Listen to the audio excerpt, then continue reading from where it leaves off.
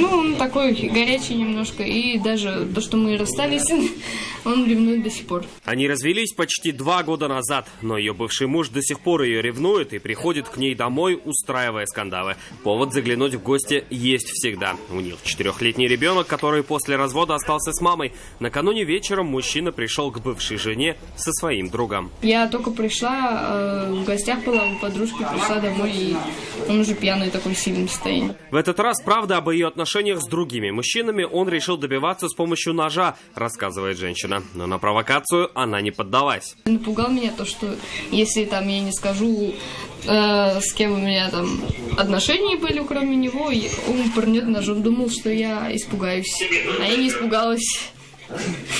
Тогда, рассказывает женщина, ревнивец вонзил нож себе в ногу. Его приятель тут же вызвал скорую помощь, а напуганная женщина позвонила в полицию. Но больше заинтересовались стражи порядка товарищем пострадавшего. При виде полицейских он стал буйным. Задержание ни за что. Оснований нету.